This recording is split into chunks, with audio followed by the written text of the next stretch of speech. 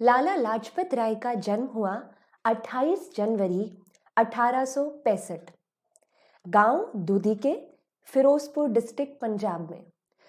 आज के समय में दूधी के गांव जो है वो मोगा डिस्ट्रिक्ट पंजाब में आता है। उस समय फिरोजपुर डिस्ट्रिक्ट का वो हिस्सा हुआ करता था। पिताजी का नाम मुंशी राधा कृष्ण आजाद, जो कि पर्शियन और उर्दू भाषा के विद्वान माने जाते हैं।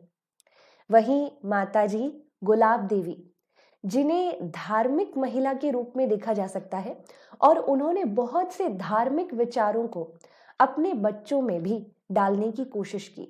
मॉरल वैल्यूज को अपने बच्चों में भी यहाँ पे डालने की कोशिश की, उन्हें सिखाया। महज 12 साल की उम्र में 1877 में लाला लाजपत राय का विवाह हुआ राधा देवी से।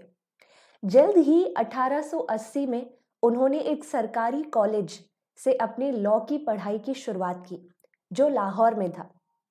कॉलेज के ही दौरान उन्हें बहुत सारे देशभक्तों के साथ यहाँ पर हम मुलाकात करते हुए भी देख सकते हैं, जैसे लाला हंसराज, पंडित गुरुदत्त।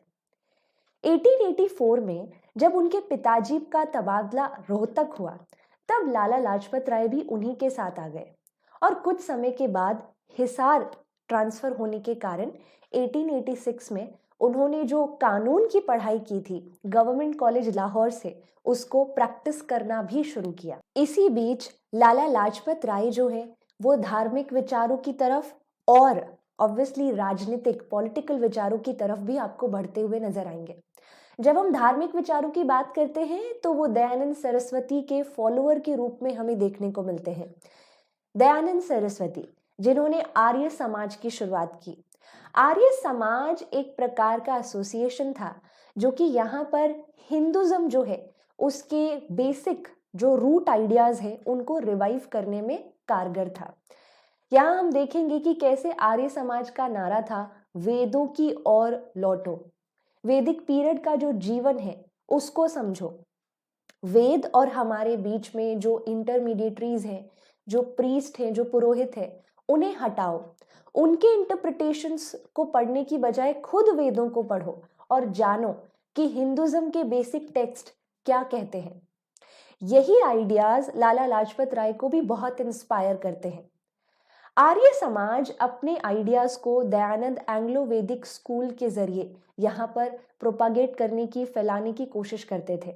लाला लाजपत राय ने भी इसी तरह के नेशनलिस्टिक दयानंद एंग्लो वैदिक स्कूल जो है उनकी नींव रखने में दयानंद सरस्वती की मदद भी की।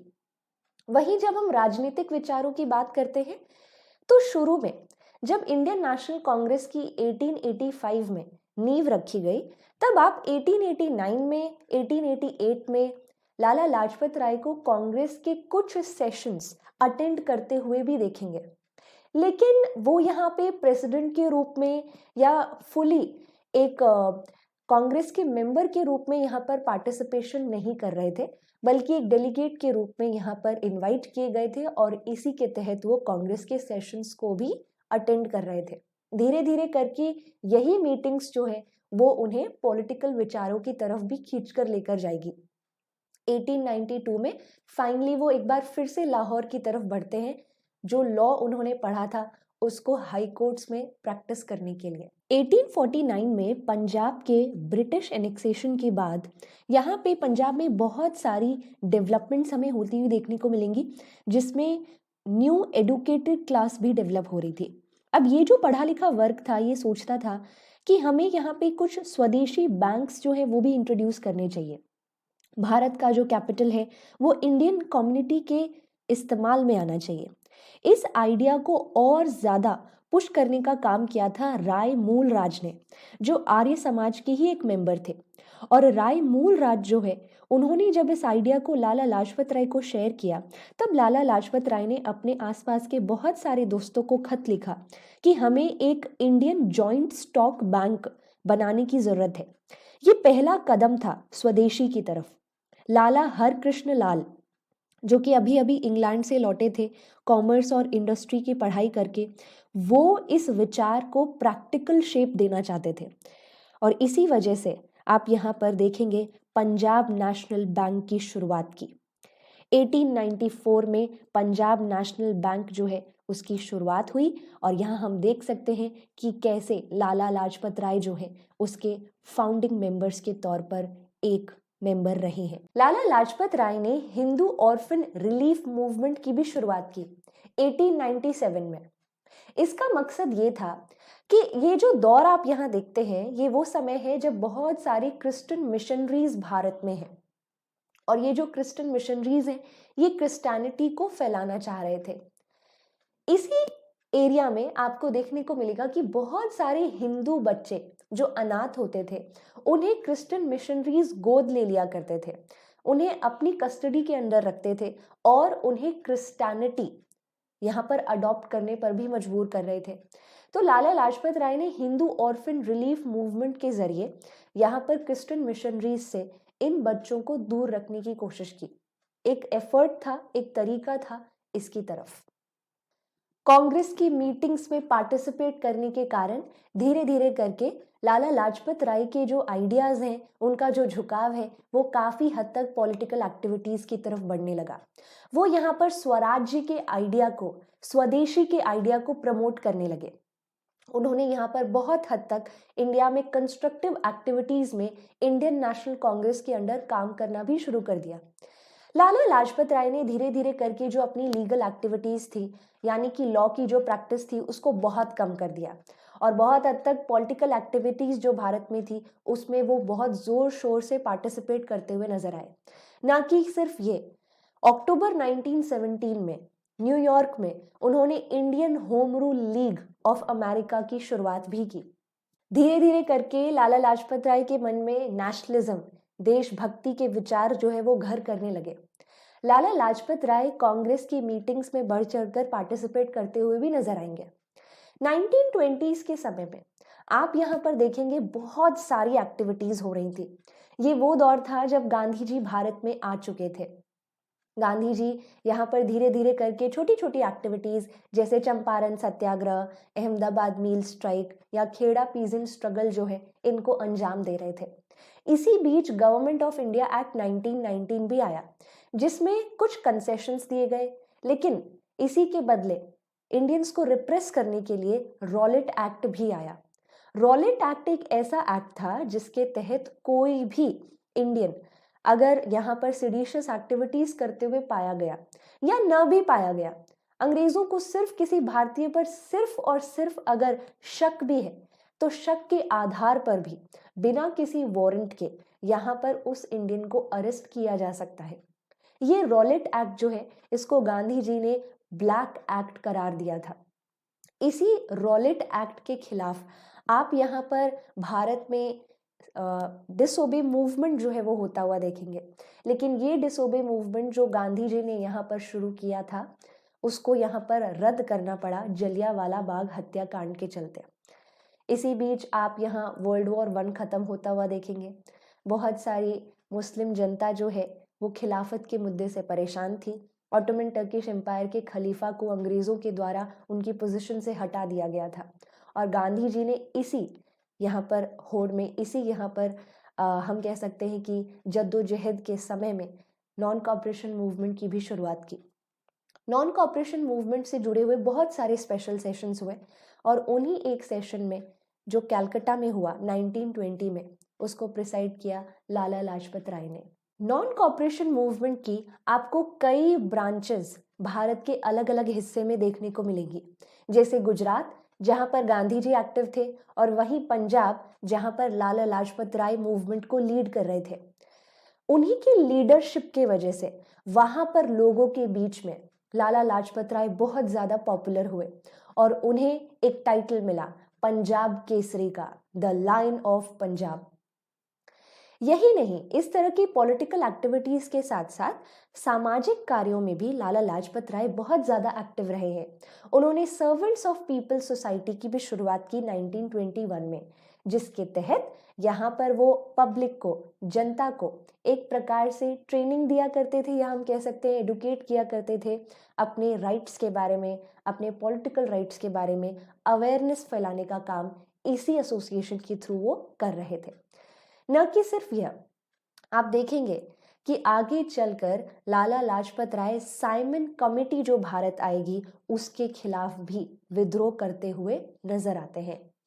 लाला लाजपत राय भारत के इतिहास में एक्सट्रीमिस्ट लीडर के तौर पर जाने जाते हैं।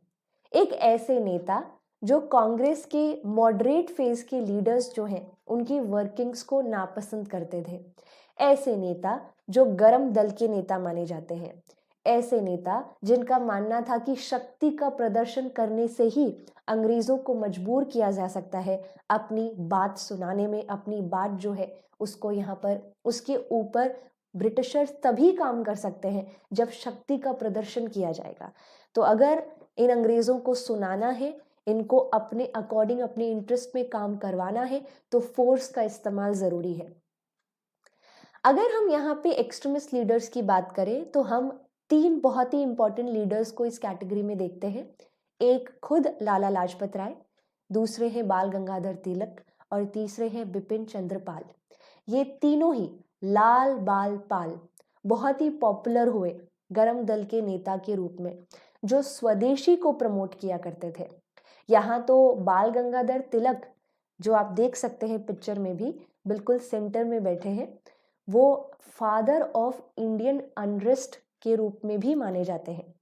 तो ये वो लीडर्स थे जो भारत के यंगस्टर्स की एनर्जी को चैनलाइज कर रहे थे, उस एनर्जी को सही दिशा दे रहे थे, उस फोर्स को सही दिशा दे रहे थे जिसकी मदद से अंग्रेजों को मजबूर किया जा सकता था कि वो हमारी सुने, हमारी सुनवाई करे, हमारे इंटरेस्ट में यहाँ पर डिसीजंस ले, पॉलिसीज बनाने का काम करे। लाजपत राय के बारे में जब भी आप कुछ खोजने की कोशिश करेंगे तो उन्हें फ्रीडम फाइटर से पहले एक लेखक के रूप में देखा जा सकता है जिन्होंने अनेकों किताबें लिखी, जिसमें से कुछ यहाँ पर मौजूद हैं, जैसे इंग्लैंड्स डेट टू इंडिया, यानी अंग्रेजों का क्या कर्ज है भारत पर। यहाँ पे आप देखेंगे कि उन्होंने किस तरीके से हमारी वेल्थ जो है, हमारे भारत जो उसकी वेल्थ है उसको एक्सप्लॉइट किया गया है अंग्रेजों के द्वारा, उसके बारे में चर्चा की है। The problems of national education in India. Lala Lajpat Rai का मानना था कि यहाँ पे शिक्षा जो है भारतीयों को अवेयर करने में, यूनाइट करने में, अपने पॉलिटिकल राइट्स के बारे में अवेयर करने में बहुत मदद करती है। और कहीं ना कहीं जो नेशनल एजुकेशन भारत की है उसमें कुछ दिक्कतें हैं जो कहीं ना कहीं यहाँ पर भारतीयों को उस अवेयरनेस से दूर कर रही है। उन दिक्कतों के बारे में भी उन्होंने अपनी किताब में बात कही, लिखी, अपने विचारों को यहाँ पर शेयर किया। The United states of America, a Hindus impression and a study. यहाँ पर अमेरिका को एक भारतीय किस नज़र से देखता है उसके बारे में लाला लाजपत राय ने अपनी इस किताब में लिखा है। जैसे हम जानते ही हैं कि लाला लाजपत राय धार्मिक विचारों की तरफ भी झुकाव रखते थे, तो उन्होंने आर्य समाज के इतिहास के बारे में भी किताब लिखी है, history of the Arya Samaj. Swaraj and social change. जैसे हमने बात की, लाला लाजपत राय एक्सट्रीमिस्ट लीडर थे, गरम दल के नेता थे। वो स्वराज, स्वदेशी जैसे आइडियाज को प्रमोट करते थे। तो स्वराज एंड सोशल चेंज में उन्होंने ऐसे ही कुछ अपने विचारों को शेयर किया है। लाला लाजपत राय के जीवन का एक किस्सा भुलाए नहीं जा सकता, साइमन कमेटी। यहाँ आप देखते हैं कि 1919 में गवर्नमेंट ऑफ इंडिया एक्ट आया था, जिसमें एक पॉइंट ये भी था कि ठीक 10 साल बाद यहाँ पर एक ऐसी कमेटी आएगी जो गवर्नमेंट ऑफ इंडिया एक्ट 1919 के तहत जो एडमिनिस्ट्रेटिव स्ट्रक्चर है ब्रिटिश इंडिया का उसको एनालाइज करेगी। और इस एक्ट के तहत ये एडमिनिस्ट्रेटिव स्ट्रक्चर जो है, इसकी मदद से क्या क्या अचीव कर पाए हैं ब्रिटिश गवर्नमेंट, उस पर भी अपने विचार शेयर करेगी। 1919 के हिसाब से 1929 में आने वाली जो कमेटी थी वो 2 साल पहले ही आ गई, और उसके पीछे का कारण था इंग्लैंड में होने वाले elections. Government of India act 1919 conservative party के अंडर आया था, और कहीं ना कहीं कंजर्वेटिव पार्टी को ये डर था कि अब इंग्लैंड में जो इलेक्शंस होंगे उसमें वो हार जाएंगे और लेबर पार्टी सत्ता में आएगी। और अगर लेबर पार्टी सत्ता में आई और लेबर पार्टी के अंडर किसी प्रकार की कोई कमेटी भारत गई गवर्नमेंट ऑफ इंडिया एक्ट 1919 के तहत ब्रिटिश इंडियन गवर्नमेंट को एनालाइज करने के लिए, तो वो जो भी रिकमेंडेशंस देगी वो इंडियन के इंटरेस्ट में होंगे, और ये ब्रिटिशर्स को एक्सेप्ट नहीं था। इसी वजह से कंजर्वेटिव पार्टी ने अपने सत्ता में रहते रहते साइमन कमेटी को भारत भेजा। लेकिन इस साइमन कमेटी में कोई भी भारतीय नहीं था, कोई भी इंडियन मेंबर नहीं था, जिसके तहत साइमन कमेटी के वापस जाने के नारे आपको भारत में सुनने को मिलेंगे। साइमन गो बैक के नारे हर जगह लगाए जा रहे थे। भारतीय जो थे उन्हें ये कमेटी एक्सेप्टेबल नहीं थी। कांग्रेस ने और बहुत सी दूसरी पॉलिटिकल पार्टीज ने इसे हर लेवल पर अपोज करने की बात कही। लाला लाजपत राय भी साइमन कमेटी के सपोर्ट में नहीं थे, और वो साइमन कमेटी के खिलाफ यहाँ पर बहुत सारे प्रोसेशंस में पार्टिसिपेट किया करते थे। ऐसा ही एक प्रोसेशन आप लाहौर में होता हुआ देखेंगे, जिसमें उस प्रोसेशन को, उन लोगों को जो नारेबाजी कर रहे थे, उन्हें दबाने के लिए लाठी चार्ज हुआ, और उस लाठी चार्ज में पंजाब केसरी लाला लाजपत राय की मृत्यु हो गई। यही लाठी चार्ज, यही लाला लाजपत राय की जो मृत्यु है, वो आगे चलकर भगत सिंह को उकसाती है कि वो सौंदर की हत्या करें, क्योंकि भगत सिंह के पास जो खबर थी उस हिसाब से इस लाठी चार्ज का इंचार्ज था सौंदर, जो कि एक अंग्रेजी, एक ब्रिटिश ऑफिसर था। आज ही के दिन 17 नवंबर 1928 को लाला लाजपत राय की मृत्यु हुई, जिसे हम भारत में लाला लाजपत राय की पुण्यतिथि के रूप में मार्क करते हैं।